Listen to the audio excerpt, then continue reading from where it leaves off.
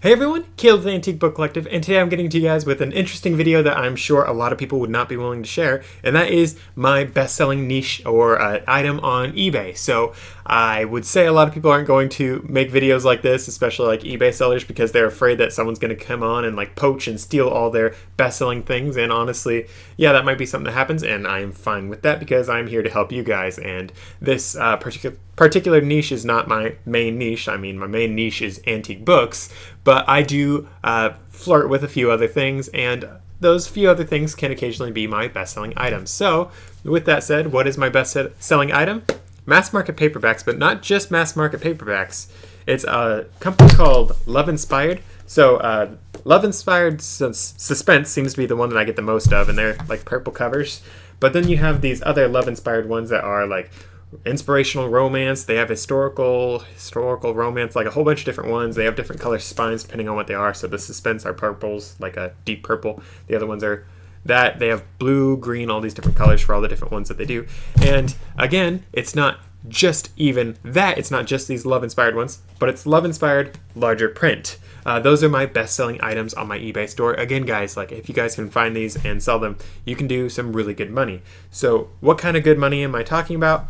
So for these particular books, these love-inspired ones, I just lumped together all the love-inspired books. Honestly, I might end up in the future, if I can continue finding a whole lot of these, I might actually break it apart into just the suspense, just the romance, all those different things. That's what I'd like to do in the future. But for now, I'm just lumping them all into different lots. And these lots that I sell as groups of 10. And these groups of 10 I am selling for about $12 a piece. I have different pricing set in for like bulk sales. So you know how eBay allows you to say, oh, if you buy 2 or more this much, 3 or more this much, that sort of stuff. So I make sure that when I'm doing my pricing on these things, I start with just $12 a piece. Like if you are buying it plus shipping. Plus shipping is an important part, guys. Like charge them shipping when you're paying, having them pay just $12. Have them pay shipping, guys. It's really not worth your time. Otherwise you're not going to be making the right amount of money. So I charge them the $12, but if they buy multiple sets of 10 books, I allow them to get a little bit off the top. So if they buy just 2, I only allow like 5%. If they buy like 3, I think it's like 10%. But if they buy like 4 or more, I'm giving them like 20 or 25% off to like really motivate people to buy a whole lot of these books. The reason for that is when I can sell more books in one lot, I actually can end up making more money because I don't have to charge them as much shipping, which makes the shipping sound less scary to them. But on top of that, I am able to put more books in one box. I'm able to spend less time printing off labels. Honestly, I think with the whole 20 or 25% off, I'm not making as much money, but I am moving more volume. And when I move more volume of things, I can get a lot more sales. More sales means more reviews. And these people that read the Love Inspired books, so a lot of them are Christians, and a lot of them leave me very, very, very, very, very nice reviews and all those sorts of things. So I'm able to get a lot more reviews on my site. In fact, a lot of these mass market paperbacks that I've sold over the past few years actually account for more reviews than most every item that I get by percentage of how many of these I sell compared to the other things that I sell. So mass market paperbacks, I know it's below the whole I don't like selling $15 and under sort of thing, but for some reason the mass market paperbacks seems to be like the exception to the rule, and they, again, guys, do really, really well for me. They're my best-selling item. Like for every antique book that I have been selling for the past month or so, I sell like 4 or 5 lots of mass market paperbacks. So that's really cool, and that's something that I really like. But let's actually go over some actual numbers here. So I'm selling 10 for $12. Oftentimes I'm also accepting like best offers on this. I'm taking best offers for about like $9 on these. So $9 for 10 books, that's a little under $1 a book. And when I am doing like the 25% off, so let me just run a quick number right here. So 25% off of $12 is $9. I was thinking that, just want to be absolutely certain. So yeah, I've done $9. I have even done less than that for when someone has bought, I think they bought 4 and they asked for, I think they ended up paying $8. So whatever that maths out to be, it's a little over 25% off, and I still ended up selling them for that. Why did I do that? It's because I am able to buy these books for really good prices sometimes. Of course, I don't always get great deals on them, but when I do, I make sure to pick up all the ones that I can. The past time that I bought these, I ended up buying these for 50 cents a book. This was at a Friends of the Library sale up north of where I live. Actually, I think back east northeast-ish, but something like that, from where I live. And 50 cents a book, it's like, okay, I don't normally do that. It doesn't do very well for me when I spend that much for a mass market paperback, but I ended up doing it because I was pretty confident that this particular series was going to do well for me, because there are people selling lots of books of this for like $25 or $20 or something like that. For me, I just did $12, and because I was paying 50 cents for all 10 books, and I bought lots of them, all $5 each, because the 50-cent thing. So yeah, that was a pretty good price. But this past week, I was actually able to purchase a bunch of these for about 14 cents a piece. I can say about 14 cents a piece because I have all my notes right here on what I bought. So I bought, it looks like 538 mass market paperbacks, and I also bought 2 hardcovers. And all of that put together cost me $79.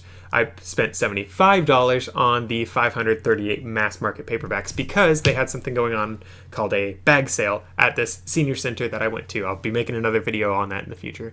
But in a bag sale, you take like a grocery bag most of the time. Sometimes they have those nice reusable ones. Sometimes it's just paper ones.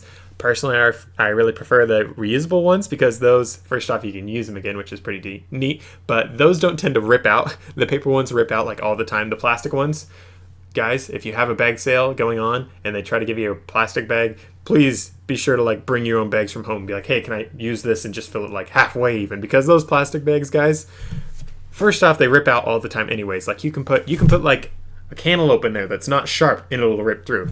Books though, especially hardcover books, I mean, these things, they have sharp edges. They'll rip through. They rip through on me all the time. So I hate the plastic bags whenever you can do that. So don't do the plastic bags if you can. But with all that said, I do enjoy these different sales. The bag sales can do really well for me. So for me, I ended up filling my first bag to get a rough count on how many books I could fit in a bag.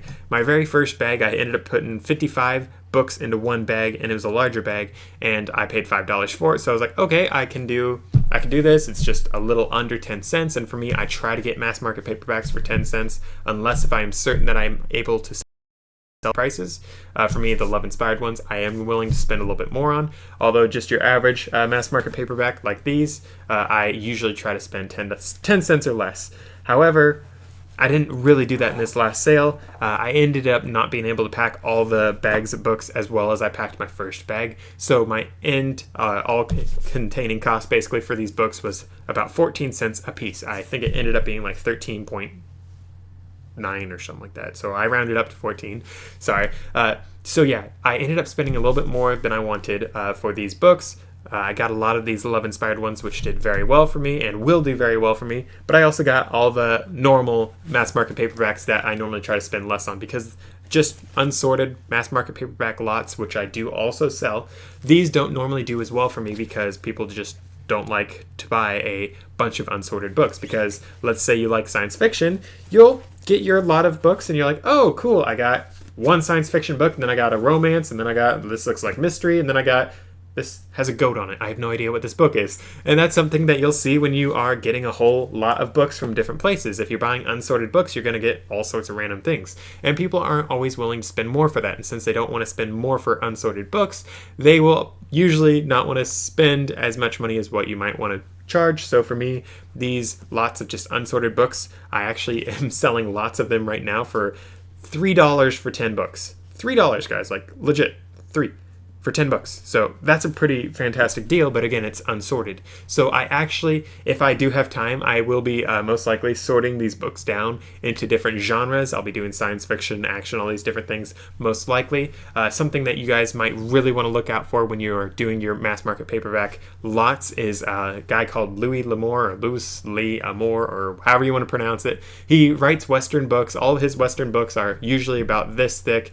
He's a very popular author. He writes Westerns again, and all the covers will look very Western. Most of the time you'll see his books and they'll be like a white or just off-white cover, and it'll have some Western looking thing on the front. You'll definitely recognize his name if you read a lot of Westerns, and you'll recognize his name eventually if you've been doing book selling for any amount of time. Those books, they sell really well on eBay. I have sold several in the past, but for me lately, I just include them in my lots of 10 random books. Like, I just throw in 1 or 2 of those just because he's so popular, and it's my way of sort of like trying to pull in a few extra readers, be like, hey, I'm selling these books, and this is included in every single lot, that sort of thing.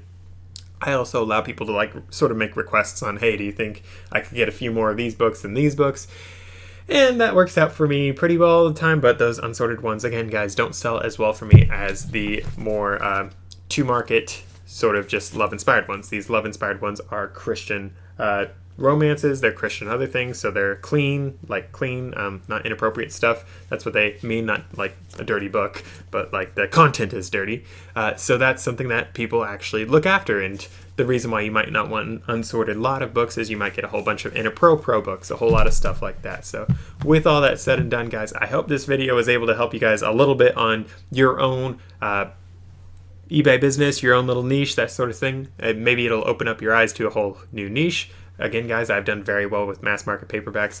A couple of days ago, I made a video actually about, hey, maybe we need to start working on a pivot with potential recession coming. Mass market paperbacks actually have historically done pretty well in recessions, is something that I've found from my own research, all that sort of stuff. It's because you get a whole story with hours of entertainment just for a few cents a piece. It's really nice. That's what a lot of people go for when there's recessions, all that sort of stuff. So that's something that can be really cool. So with all that said and done, though, as I was saying, thank you for watching. Be sure to subscribe. Be sure to check out one of my other videos, and I'll see you guys in the next one.